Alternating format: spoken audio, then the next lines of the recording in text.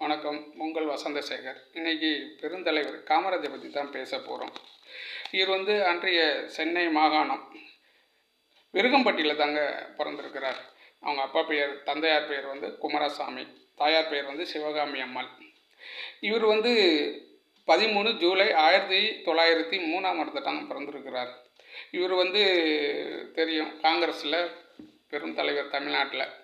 இந்தியாவில் 1964லேருந்து 67 வரைக்கும் இந்திய தலைவராக இருந்திருக்கிறார். இவர் இந்திய தேசிய காங்கிரஸ் தலைவராக இருந்திருக்கிறார். இவர் முதல்வராக இங்கே இருந்திருக்கிறார். அந்த காங்கிரஸ் கட்சிக்கு அப்படி உழைத்த ஒரு மாபெரும் தலைவர் அவர். ஒரு நேர்மையாக இருக்கணுங்கிறதுல எந்த ஒரு விஷயத்திலும் விட்டு கொடுக்காதவர் அவர். அவங்க தாய்க்கே கவர்மெண்ட்லேருந்து தண்ணி இழுக்கணுங்கும்போது, கார்பரேஷன் நோட்டு இழுக்கும்போது அதுக்கு கூட பணம் கட்டி தான் இழுக்கணும் அப்படின்னு சொல்லி அப்படி வாழ்ந்த ஒரு பெரும் தலைவர் அவர். கிட்டத்தட்ட கல்வியை உயர்த்தியதில், தமிழ்நாட்டை பொறுத்த வரைக்கும் கல்வித்துறையை உயர்த்ததில் இவருக்கு தான் முக்கிய பங்குங்க. படிக்க வைக்கணும்னு சொல்லி அத்தனை இளைஞர்கள் இன்றைக்கி ஓரளவுக்கு இன்றைக்கி படிக்கிறாங்கன்னாக்க அந்த விழிப்புணர்வே திரு காமராஜர் ஏற்படுத்தியது தான்.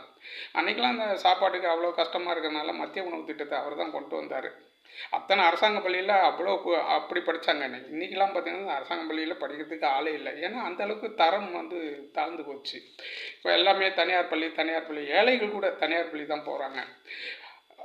காமராஜ் இருக்கும்போது அவ்வளோ ஜனங்க போய் அங்கே போய் படிக்க வச்சாங்க.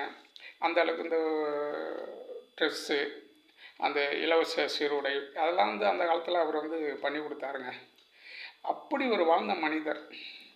இறக்கும்போதெல்லாம் அவர் சாதாரணமாக அவருக்கு ஒரு பெட்டியும் ஒரு 4-5 வேட்டியும் தாங்க இருந்தது. ஒன்றும் பெருசாலாம் இல்லை. ஆனால் இன்றைக்கி அரசியல்வாதிகள்லாம் அப்படி இருக்கிறாங்களா? அப்படிலாம் கிடையாதுங்க. இவர் கக்கன் பற்றிலாம் இன்னும் சொல்லிகிட்டே போகலாம். அப்படி ஒரு எளிமையான தலைவர்கள். நம்ம இதுமாரி காமராஜர் மாதிரி நம்ம தமிழ்நாட்டை பொறுத்த நம்ம தான் கொடுத்து வச்சுருக்கணுங்க. நன்றி, வணக்கம்.